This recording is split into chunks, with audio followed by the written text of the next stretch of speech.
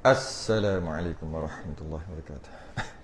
Innal hamdalillah nahmaduhu wa nasta'inuhu wa nastahdihi wa nastaghfiruh. Wa na'udzu billahi min shururi anfusina wa min sayyiati a'malina. Man yahdihillahu fala mudilla lahu wa man yudlil fala hadiya lahu. Asyhadu an la ilaha illallah wahdahu la syarika lahu. Asyhadu anna sayyidana Muhammadan 'abduhu wa rasuluh. Allahumma salli wa sallim wa barik ala sayyidina Muhammadin al-Fatihi lima ughliqa wal khatimi lima sabaqa nasirul haqqi bil haqq wal hadi ila siratikal mustaqim. Sallallahu alaihi wa ala alihi wa ashabihi haqqa qadrihi wa miqdarihi al-azim. Allahumma nawwir bil kitabi basari wa atliq bi lisani wa shrah bi sadri wa sta'mil bihi jasadi bihawlik wa quwwatika fa innahu la hawla wa la quwwata illa bik. Subhanaka la ilma lana illa ma 'allamtana innaka antal alimul hakim. Wa la hawla wa la quwwata illa billahil 'aliyyil 'azim. Amma ba'du. Alhamdulillah, kita sambung kitab Misbahul Munir, habis sikit lagi baru kita masuk Kifayatul Muhtadi. Muka surat 26 Rumi. Jawi tak tahu. Surat Jawi berapa tu? Tinggal kitab Jawi. Jawi apa? Rumi 26. 12. Jawi 12, Rumi 26. Kita membicarakan huraian pada menyatakan hukum akal, yang mana hukum akal tu terbahagi kepada 3: wajib pada akal, mustahil pada akal dan harus pada akal. Bab hukum adat dah lepas, hukum syarak pun dah lepas. Dalam perbahasan tentang menyatakan hukum akal ni yang terbahagi kepada 3 ni, kemudian dia nak bagi tahu kepentingan dia pula, kepentingan faham betul-betul hukum akal tu. Pentingnya takut bertukar dengan hukum adat yang kita dah bincang sebelum ni. Bertukar dengan hukum adat, hukum akal dah jadi hukum adat. Bila bertukar macam tu menyebabkan apa yang jadi? Apa jadi? Tu nak bincang pasal tu. Apa jadi kalau bertukar? Tak reti hukum akal ni. Maka dia akan kata hukum adat tu hukum akal lah. Sepatutnya adat aja, tapi dia akal terus, tak logik terus, tak masuk akal terus. Padahal akal aja, akal je tak boleh terima. Mustahil pada akal. Perkara yang wajib pada adat, perkara yang mustahil pada adat adalah harus pada akal. Tapi dia bertukar. Bila dia bertukar, jadi masalah. Macam ni jadi tu. Mari kita tengok. Qala al-mu'allif rahimahullahu ta'ala. Dan nyata pula daripada huraian hukum akal itu, lepas kita dah bincang hukum akal minggu lepas, bahawasanya mengetahui hukum akal itu satu tangga bagi mengenal akidah dan teguh akidahnya. Jadi nak faham tentang akidah, bila sebut akidah ni ketuhanan lah, satu Tuhan, satu Rasul. Nak kenal Allah, nak kenal Rasul, kena pakai akal, pakai hukum akal. Akal kena buat keputusan. Dan jadi tanpa hukum akal, maka kita tak boleh nak kenal Tuhan. Tak boleh. Sebab dia tangga. Dia tangga bagi mengenal akidah. Tangga. Jadi nak tak nak, kena naik tangga. Kalau tidak, macam mana nak kenal? Jadi tangga tu perlu. Yang mana tangga tu bukan wajib pun. Hukum akal tu tak wajib, tapi nak kenal Allah kena guna akal. Jadi hukum akal tu jadi wajib jugalah belajar. Sedangkan hukum akal tak wajib belajar pun. Dia tangga aja. Macam wuduk lah. Wuduk tak wajib pun, tapi nak sembahyang tak ada wuduk tak sah. Wajib pula ambil wuduk. Malah kita boleh kait lagi. Nak ambil nak sembahyang, wuduk tak wajib, wuduk sunat, tapi nak sembahyang kena ada wuduk. Automatik wuduk tu jadi wajib lah bila nak sembahyang. Bila nak ambil wuduk kena ada air. Secara automatik air tu kena ada lah, air mutlak. Sebab nak sembahyang. Nak ada air kena gali telaga. Maka wajib gali telaga. Wajib gali telaga. Nak gali telaga kena ada cangkul. Kalau pakai cangkul lah. Orang pakai cangkul lah gali telaga. Tak. Pakai apa? Dulu. Allah nyanyi pakai cangkul. Katalah pakai cangkul. Maka wajib buat cangkul. Wajib buat cangkul tu. Kilang cangkul ke wajib buat cangkul. Nak cangkul kena pakai besi. Sebab cangkul tu mesti besi. Wajib cari biji. Biji besi untuk nak jadi besi. Dan seterusnya. Dan seterusnya.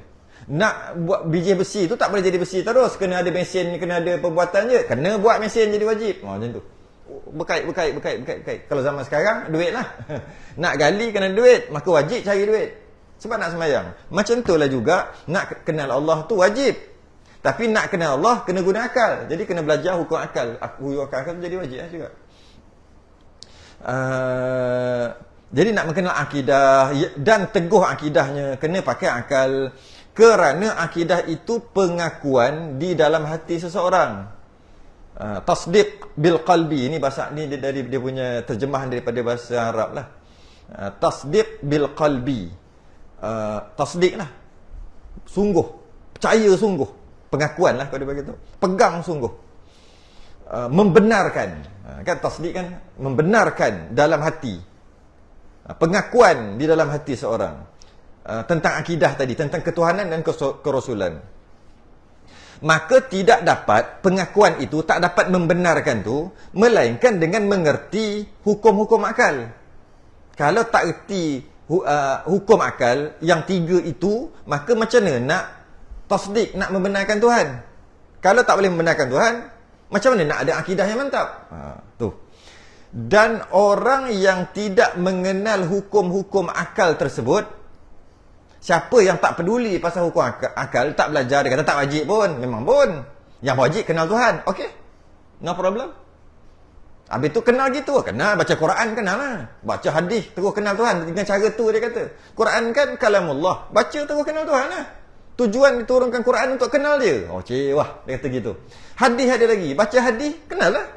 Dia kata gitu. Habis hukum akal tak ada. Baca hadis, baca Quran aja. Dia kata gitu Bila dia kata gitu, orang yang tidak mengerti hukum-hukum akal, walaupun dia ambil daripada Quran dan hadis, orang tersebut terkadang tidak ada akidah sedikit pun. Ini kalau dia tak tengok Quran hadis lah. Dia memang hidup gitu. Ramai orang macam ni. Ramai sangat. Orang yang masuk dalam masyarakat, dia akan tahu. Orang yang duduk surau masjid, dia duduk dalam lingkungan surau masjid ni, dalam zon orang surau masjid, dia takkan tahu. Dia duduk dalam zon ustaz mengajar yang mengajar di surau masjid, dia takkan tahu. Tapi dia masuk dalam masyarakat, sangat ramai. Sangat ramai. Di Islam dia, ikut tak tahu akidah tu apa benda pun tak tahu. Malah bila kita sebut akidah pun dia tak tahu apa benda akidah. Akidah tu apa pun dia tak tahu. Macam mana dia nak faham Tuhan? Akidah tu apa? Akidah tu apa? Macam Islam akidah tu kan. Akidah pun dia tak tahu. Perkataan akidah tak tahu. Akidah tu macam kita Islam kan, kita beriman Islam. Akidah lah. Apa akidah ni lah? Dia tak tahu.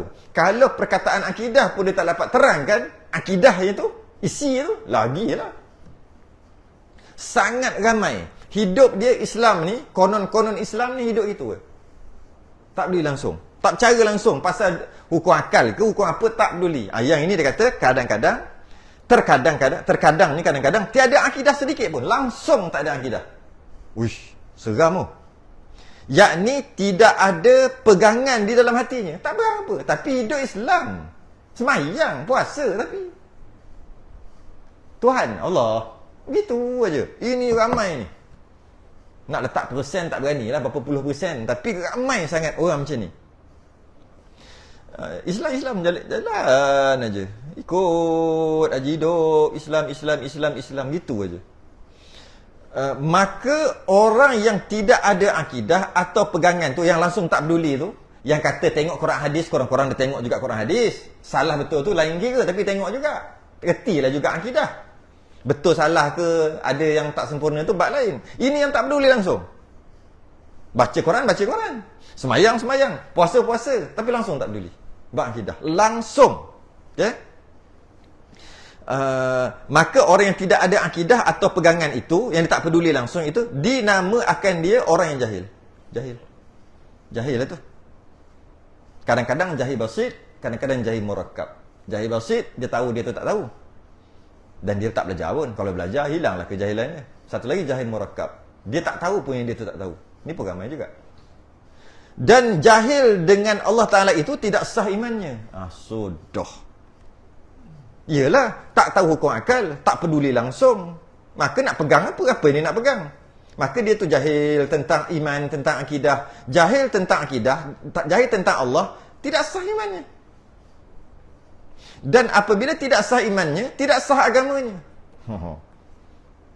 Kerana sah agama itu terhenti ia atas sah imannya. Kalau dia tu ada iman, barulah kata dia tu Islam. Barulah nama orang tu beragama. Kerana makna iman itu tasdik di hati. Maksud iman itu membenarkan di hati. Mengaku hati. Dengan sekalian barang yang didatangkan dia oleh Rasul daripada segala pekerjaan agama. Mungkin dari segi bab lain, bab sembahyang, Rasul bawa, dia mengakulah, memang Rasul bawa, wajib. Itu dia terima itu. Bab akidah ni. Sebab dia kata sekalian. Bila kata sekalian, yang Rasul bawa termasuk hukum hakam ni lah. Yang bab hukum hakam ni tak ada masalah. Pakat-pakat terima. Memang tak ada masalah. Yang masalahnya bab akidah ni. Adakah dia terima Tuhan tu, dia kenal Tuhan tu untuk dia pegang kat hati? Kalau dia tak kenal, nak pegang apa? Pegang Allah itu Tuhan, Tuhan itu Allah, Allah itu Tuhan. Nak ulang gitu lah. Bila kita kata, apakah definisi Tuhan? Ta'rif Tuhan. Berpeluh nak jawab. Ta'rif Tuhan. Kan? Apakah ta'rif meja? Meja adalah satu alat yang digunakan untuk meletak sesuatu di atasnya. Kan? Kita boleh bagi ta'rif. Walaupun sebelum ni tak pernah terfikir pun. Tapi bila kita tengok, kita boleh bagi ta'rif. Sebab kita kenal sangat meja tu apa. Kita tak pernah belajar pun ta'rif definisi tu. Apakah ta'rif kursi, definisi kursi? Tak pernah belajar pun kat sekolah. Tapi sebab kita kenal sangat kursi, kita boleh bagi tahu. Kursi adalah satu alat. Digunakan untuk meletakkan punggungnya. Biasanya mempunyai 4 kaki. Kadang-kadang ada 1 kaki aja. Kadang-kadang 1 kaki, tapi bawah tu bulat lah. Kadang-kadang begitu, begini, boleh beritahu. Tapi secara umumnya, alat yang digunakan untuk meletak punggung, untuk duduk, meletak punggung. Meja untuk meletak barang di atasnya. Kita boleh. Apa definisi kapet? Kita kenal sangat kapet, maka kita boleh bagi definisi walaupun tak pernah belajar. Apakah ta'rif Tuhan? Kalau kita tak kenal Tuhan, ciri-ciri yang boleh ciri-ciri ketuhanan, kita tak boleh bagi tahu. Ciri ketuhanan. Kena tahu ciri ketuhanan tu, barulah walaupun tak pernah belajar pun tentang definisi kita boleh bagi sebab kita tahu ciri ketuhanan. Ciri itu sifat, kita panggil sifat. Ciri lah. Sebab tu kita kata ada sifat salbiahnya, kidam baqa. Itu ciri lah tu. Ciri-ciri Tuhan. Nak jadi Tuhan mesti macam ni. Tak macam ni tak boleh Tuhan. Tak sah Tuhan. Gitu. Tak sah dinamakan Tuhan jika begini. Iaitu apa? Mati. Contoh. Nak sah jadi Tuhan mesti dia tak ada permulaan. Tu. Kalau tidak tak sah Tuhan. Bukan tak sah, sah batal kan. Tidak sah dinamakan Tuhan. Macam tu lah. Payah. Walaupun di Islam sembahyang, baca Quran, ya Allah rajinnya. Betul orang perempuan. Lepas baca Quran. Lepas habis khatam, buat pula majlis khatam. Batal kuliah. Kuliah muslimat, haid batal. Kerana nak buat apa? Majlis khatam. Silakanlah. Haid tu fardu ain. Majlis khatam tu. Tapi bila bab ketuhanan, tak kenal. Tak kenal. Ni cerita dulu lah. Tu cerita dulu. Jadi, maka kita boleh bagi definisi. Tuhan adalah satu zat, diri, yang wajibul wujud, mesti wajib ada. Yang bersifat dengan sifat-sifat kesempurnaan. Ada yang canggih lagi, definisi Tuhan. Tuhan adalah yang mempunyai sifat istighnaq dan iftiqar. Itu lagi canggih. Kena faham lah iftiqar tu apa. Ataupun paling kurang pun, Tuhan ni adalah satu diri ataupun zat yang wajib ada, wajibul wujud, yang mempunyai sifat kesempurnaan. Itu sekadar definisi je. Detailnya tu yang panjang. Jadi dia kata kat sini, maka tak tahu Tuhan tu apa benda, tak tahu. Walaupun baca Quran, walaupun konon-konon je Islam, tidak sah agamanya. Konon-konon aja Islam. Kerana makna iman itu tasdik dekat hati, pegang kat hati. Dia pegang apa tentang Tuhan dia? Mengaku hati dengan sekalian barang yang didatangkan oleh Rasul. Kalau kita sebut sekalian tu, termasuk pekah sekali lah. Kita tak masuk pekah, kita masuk akidah je. Bab pekah semua terima. Dan terkadang Allah, kadang-kadang orang yang tak belajar hukum akal tadi, yang bertukar hukum adat dengan hukum akal tadi, jadi ia kafir. Sebab apa jadi kafir ni? Tak sengaja kafir ni. Dengan sebab tidak mengetahui hukum-hukum akal yang tersebut. Bertukar. Seperti i'tiqad, dia berpegang, seorang tu berpegang akan bahawasanya Tuhan itu putih umpamanya. Warna putih. Dia biasa bukan putih. Biasa kalau orang kata Tuhan tu cahaya. Oh, Tuhan tu cahaya, kan? Cahaya kebenaran Tuhan. Maka dia ingat cahaya. Putih tu maksud cahaya. Sebab kalau putih tu, putih dinding, tak ada orang cakap Tuhan tu putih kot. Tu Tuhan, tak ada, pelik sangat. Bermaksud putih tu macam cahaya, kan? Tuhan tu macam cahaya. Bila dia pejam mata, dia nampak Tuhan. Dia nampak Allah. Bercahaya. Tu yang kita putih tu. Itu maksud dia. Ada orang pegang itu. Kalau orang kata putih cat tu, tak ada. Ada. Putih tak ada. Setan hitam ada. Maksud zulumat, kegelapan. Padahal zulumat, kegelapan tu kiasan aja. Dia ingat setan tu hitam, Allah tu putih. Putih bersinar tu. Nur. Malah dia baca pula Quran, Allahu nurus samawati wal ardh. Allah tu nur. Lagi jahanam terus. Tu. Tuhan itu putih. Umpamanya, kafir lah dia. Siapa kata Tuhan tu putih? Kafir. Kerana orang yang i'tiqad Tuhan putih itu ialah orang yang menyerupai Tuhan akan sesuatu daripada makhluk. Maka seseorang yang menyerupakan Tuhan Allah seperti makhluk, kafir. Maka kafir. Apa-apalah yang menyerupakan. Jika dia lapik dengan yang layak kat belakang, maka kebanyakan ulama kata tak kafir tapi dosa besar, fasik. Habis cukup pangkat semua, pangkat-pangkat jahat semua ada kat dia. Sebab apa? Yang layak ada kat belakang. Jika ada dia tambah lagi. Memang begitu, macam makhluk tapi yang layak. Bila sebut yang layak, secara automatik dia tak jadi kafir. Sebab dia masih lagi respect.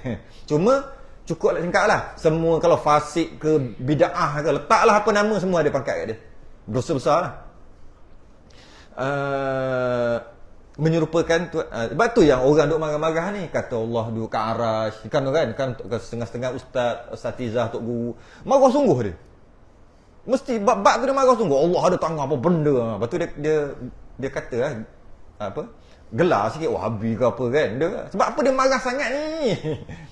Apa pasal marah sangat ni? Sebab tu lah jadi kafir.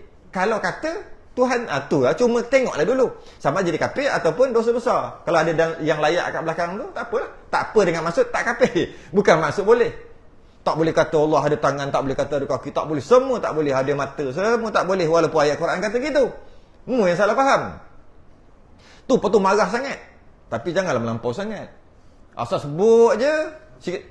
Sikit orang melampau pula. Sikit-sikit wahabi. Asal sebut je Tuhan Allah tidak bertempat. Cakap pasal lain pun tiba Allah tak bertempat juga. Relax kan, jangan melampau sangat. Kenapa melampau sangat jadi orang macam lah nyampah pula gitu. Taklah salah tapi macam apa dia panggil? Apa? Bukan membesar. Dia memang benda tu besar. Tapi kalau bab lain tak payahlah cerita bab tu. Tengah cerita bab lain, tiba-tiba tengah cerita marilah datang beramai-ramai. Kita datang, kita ada buat program hari raya. Datanglah makan beramai-ramai. InsyaAllah ya pakat-pakat hadir. Allah ada tanpa bertempat. Apa benda kau tiba-tiba tu? Semangat terlebih tau. Tak ada kena-mengena kan. Tapi bukan salah pun. Dia macam melebih-lebih. Tapi memang besar benda tu, bukan kecil. Bukan kecil. Memang besar. Sebab dia menyerupakan Tuhan. Cuma bila dilapik dengan yang layak kat belakang tu, tak apa. Taklah. Masih lagi berdosa. Masih lagi perlu ditegah. Maka iaitu mustahil atas Allah Ta'ala. Mustahil Allah tu macam makhluk. Allah, apa nama, meja dengan tuan buat meja pun tak sama. Handphone dengan tuan buat handphone pun lah jauh beza langit dengan bumi. Rumah dengan tuan tukang buat rumah pun tak sama. Takkan Allah yang buat kita sama pula. Tu mustahil. Yakni tentu tidak atas Allah Ta'ala. Tapi dia i'tiqad juga gitu, maka kafirlah ia. Dan orang yang i'tiqad menyerupai Allah Ta'ala dengan segala yang baru, itu jadi kafir. Apa saja yang baru? Baru tu apa? Baru tu masih Allah, selain daripada Allah. Itulah baru. Sebab Allah itu qadim. Allah itu qidam. Bila Allah itu qidam, Dan hanya semata-mata Allah saja yang qidam. Jadi, selain daripada Allah, tak qidam. Tak qidam tu baru. Baharu tu apa? Mudah aja. Baharu tu, sebelum tu dia tak ada, lepas tu dia ada. Tak kisahlah sebelum tu berapa juta, milion tahun sekalipun. Yang penting, kewujudan dia tu didahului dengan tiada. Kewujudan, keberadaan dia tu sebelum tu tak ada. Tak kisahlah sebelum tu berapa juta, bilion, milion, trilion tahun sekalipun. Yang penting, sebelum tu dia tak ada. Itulah dia tak kidam. Dia panggil. Saya guna perkataan tak kidam. Apa maksud tak kidam? Baharu. Siapa yang kata Allah begitu, maka kafir. Bukan dari segi zat Allah aja, termasuk sifat-sifat dia. Baru. Apa saja kata Allah baru. Allah, sekarang ni Allah tahu tak esok nak jadi apa? Kita berkata tak tahu. Maknanya esok baru Allah tahu. Barulah tu dari sudut ilmu. Allah baru tahu. Bukan semata-mata zat Allah, diri Allah, bukan. Iyalah itu juga satu. Tapi bukan itu saja. Termasuk juga kehendak Allah, iradah. Allah baru nak. Sebelum ni tak nak. Bila tengok bagusnya Awi, mari mengaji. Contoh bagus. Allah tengok bagusnya. Kita bagi dia rezeki banyak-banyak. Mikael bagi dia rezeki banyak-banyak sebab dia patuh pada arahan, tinggalkan segala larangan. Baru tahu. Sebelum ni suruh aja, tak tahu lagi. Sekarang dah tahu dah, bagi dia banyak, baru tahu. Dari segi Allah baru nak bagi kat dia, mana barulah juga. Sama. Dia bukan semestinya Allah tu sendiri aja yang bukan baharu, termasuk yang lain-lain. Maknanya Allah tahu. Nanti semua ni masuk syurga atau neraka Allah tahu. Malah bukan tahu je, Allah tentukan. Itu nantilah bab tu. Cuma Allah tahu. Allah mana tahu lagi? Tunggulah masuk neraka dulu baru Allah tahu. Sebab sekarang Allah jadikan kita, ni Mu'tazilah. Allah jadikan kita dan Allah bagi kita panca indera, bagi ring, bagi kekuatan, bagi cukup semua. Ini boleh, ini tak boleh. Buat. Nanti aku nak tengok berapa ramai masuk syurga, berapa ramai masuk neraka, berapa ramai ikut arahan aku, berapa ramai langgar. Aku nak tengok. Allah kata gitu. Dan Allah tak tahu. Bila sampai waktu nanti pada masyarakat baru tahu, yang ni banyak buat dosa neraka. Baru tahu. Baru juga. Itu bukan masuk baharu tu semata-mata Allah baru. Termasuk semua sifat-sifat. Bila baharu tahu, siapa yang kata gitu? Kafir. Bukan benda kecil. Benda besar. Kalau begitu, tahulah kita bahawa belajar hukum akal itu wajib syarak pula. Kalau faham tu cantik lah. Jadi wajib syarak lah pula belajar hukum akal. Sedangkan wajib syarak lain, wajib adat lain, wajib akal lain. Wajib akal lain. Masuk wajib akal tu hukum akal lah, lain. Tapi oleh kerana hukum akal tu asalnya tak wajib pun. Tak wajib apa ni? Tak wajib belajar, wajib syarak, tak wajib belajar. Oleh kerana perlu hukum akal ni untuk kenal Tuhan secara automatik. Siapa tak belajar, dia kata wajib syarak. Siapa tak belajar hukum akal, berdosa. Silap-silap boleh jadi kafir, silap-silap berdosa saja. Tengok nasib dia. Nasib baik, dosa. Nasib baik apa? Tak nasib baik juga. Cuma berdosa tak kafir. Berdosa tak baik. Tak boleh kata nasib baik kan? Nasib tak baik, berdosa tapi tak kafir. Nasib lagi tak baik, double. Dah berdosa kafir terus. Sebab tu jadi wajib. Okay. Kepentingan hukum akal. Tanbih. Attention please. Tanbih tu attention. Perhatian. Listen. Lama tak dengar. Listen. Bermula perkataan wajib. Ni nak simpul lah ni. Banyak maknanya. Wajib-wajib ni banyak makna. Tetapi disebutkan di sini 4 jua. Banyak maksud wajib ni. Tapi nak sebut 4 jua. 4. Yang pertama wajib pada syarak, iaitu kita dah bahas sebelum ni, Quran hadis, ijma' qiyas, halal haram, Nabi bagi buat tak bagi buat, tu kan? Wajib syarak dia panggil. Wajib syarak, kita dapat tahu tak pakai akal kita. Wajib syarak, Allah dan Rasul yang bagi keputusan itu. Maka dia kata wajib syarak. Apa wajib syarak? Buat dapat pahala, tinggal berdosa. Wajib syarak. Yang kedua, yang wajib arat ni last sekali lah, dia panjang sikit. Yang ketiga, wajib adat. Wajib adat pun kita dah belajar dah sebelum ni. Wajib adat adalah try and error mula-mula, diulang-ulang. Akhir sekali yakin, la sekali garanti, la kali mesti. Sungguh ti. Letaklah mesti jadi. Dia panggil sebab apa? Dah try dah cuba dah. Dia panggil wajib adat jadi, mesti jadi. Mesti apa? Mesti adat. Okey, secara adatnya. Yang keempat, wajib pada akal. Baru je lepas bincang. Akal tak boleh terima jika tidak begitu. Mesti begitu. Mesti begitu. Wajib pada akal, dah bincang baru minggu lepas. 2 biji limau mestilah lebih banyak pada 1 biji limau. Mana boleh 1 lagi banyak? Okey. Itu. Ataupun kalau ikut ketuhanannya, mestilah kena ada Tuhan. Mesti kena ada pencipta. Wajib ada pencipta. Wajib apa? Wajib akal. Bukan wajib syarak. Tak ada pencipta, berdosa. Siapa yang berdosa? Mesti. Tak masuk akal tak ada pencipta. Tai lembu pun ada lembu. Rumah pun ada orang buat. Ini kan pula alam ini. Maka akal kata wajib mesti ada pencipta. Okay. 3 dah. Yang keempat, wajib arat. Wajib arat ini adalah satu perkara yang diputuskan atau dihukumkan. Sebab dia bila sebut wajib tu hukum lah kan. Yang dihukumkan oleh Allah dan Rasul dengan tidak dijanjikan pahala, tidak dijanjikan dosa, macam wajib syarak. Wajib syarak buat macam ni, mesti buat daripada Quran dan hadis. Tak buat dosa. Mesti macam ni, mesti macam ni. Disuruh. Yang diambil daripada Quran dan hadis. Okay. Tak macam itu. Tak, hukum Arab tak macam itu. Dia macam mana? Keputusan yang datang dari Allah juga. Keputusan yang datang daripada Allah juga. Tapi bukan dituntut atas hambanya untuk buat. Dia macam lawan hukum syarak. Hukum syarak dituntut untuk buat dan ditegah untuk buat, kan? Tengoklah larangan dan suruhan. Itu wajib syarak.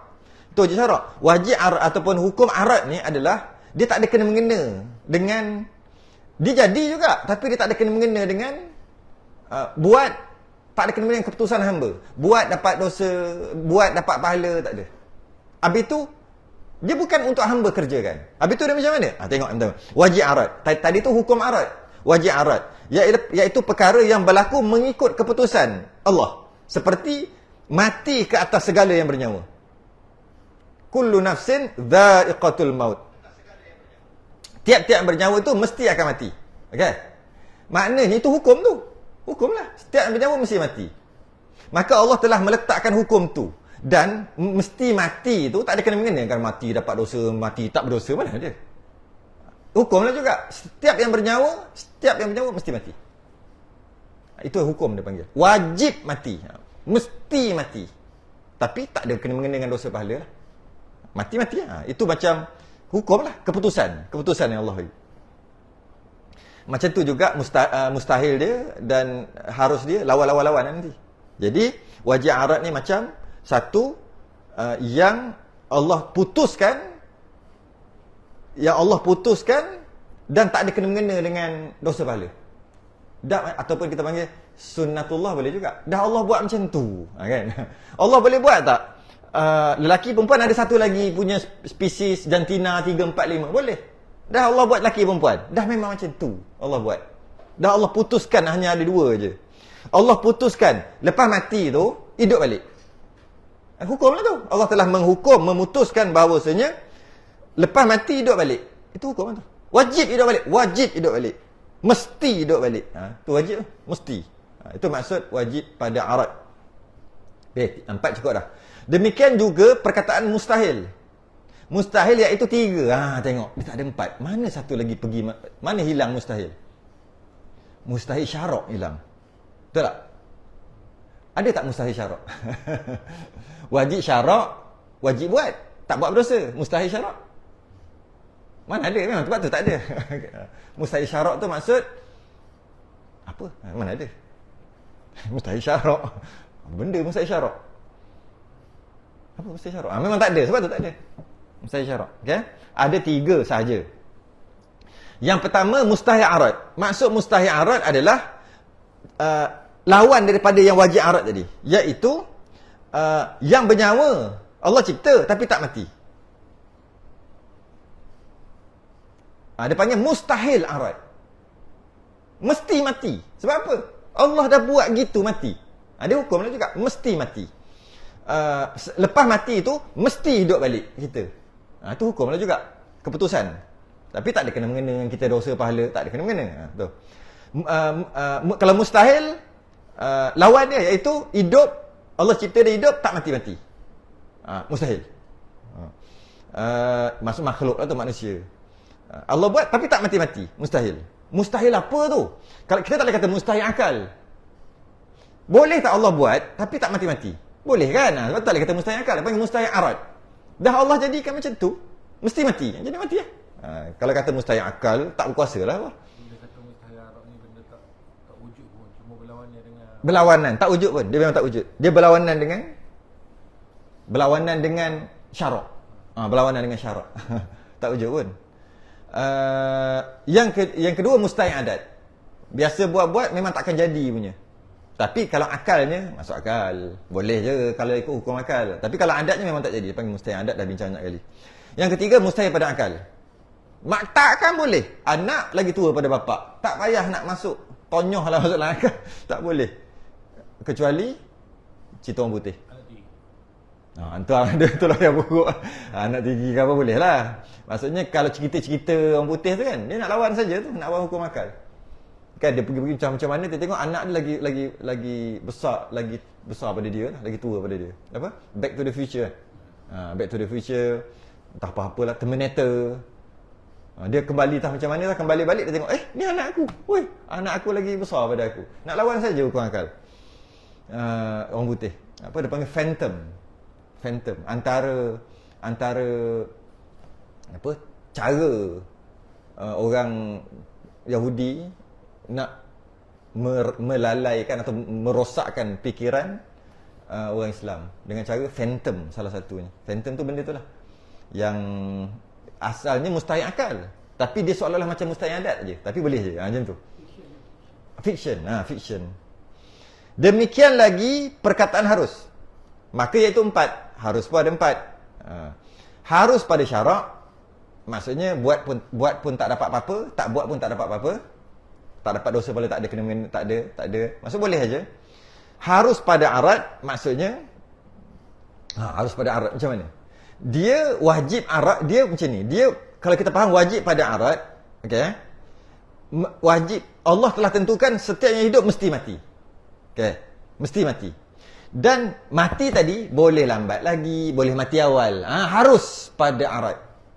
Mati itu wajib arad. Allah tentukan sunnatullah, wajib arad. Tapi mati itu bila? Boleh umur 100 tahun. Boleh umur 50 tahun, boleh umur 3 tahun. Apa dia panggil tu? Probability. Probability dia. Betul. Boleh terlewat ataupun terawal sikit, tak kisah. Boleh tersegera sikit, no problem. Itu nama harus arad. Harus pada adat, macam tu pun boleh okey je. Tak betul pun okey je juga. Okey dengan maksud boleh terima. Boleh terima apa? Adatnya boleh terima. Harus pada akal. Sebab kita bincang banyak kali, kita langkah je lah. Harus pada akal. Harus pada akal, akal pula boleh terima. Macam tu pun okey. Tak macam tu pun okey. Dan harus pada akal ini adalah mustahil pada adat, mustahil pada akal, mustahil pada arad sekalipun. Semua harus pada akal. Wajib pada adat pun harus pada akal. Wajib pada adat sekalipun harus pada akal. Habis dah. Maka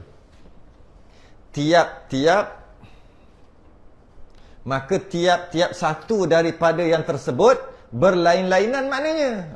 Kalau boleh kita main tu. Kona kau tu, wajib kau ni, mustahil kau tu. Kalau boleh, boleh. Boleh hadam sungguh-sungguh. Okey? Hendaklah mengambil perhatian pada huraian yang telah lalu. Kata kalau boleh main benda ni. Sampai main sungguh. Main benda ni. Wajib akal, tengah-tengah bercakap main lagi supaya laik molek. Betul tak? Laik molek. Jadi apa-apa je yang mustahil adat je terus sebut. Mustahil adat, mustahil. Terus mustahil adat terus. Tapi harus pada akal. Kau ni apa hal? Cakap apa? Aku nak berlatih.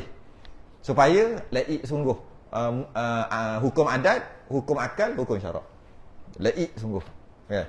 Hadam sungguh. Duk main benda tu terbaik. Ini adalah permainan yang paling menyeronokkan. Kalau orang kalau ada pair ada orang kalau dia seorang merepek apa tak best lah. Kalau ada pair, pak dekat sini, pok kat sini. Tak harus adat, mustahil. Kau tu kat ni, kau tu kat ni. Dia pandai pula Quran sikit, wajib syarak. Masuk pula. Terbaik. Habis. Selesai. Kita berhenti dekat huraian yang kelima pada menyatakan ilmu usuluddin. Ini pun masih lagi senang-senang je, baca-baca je. Masuk 32 tu. Lepas tu baru. Ni pun senang lagi. Akan datang huraian yang ke-5 pada menyatakan ilmu usuluddin.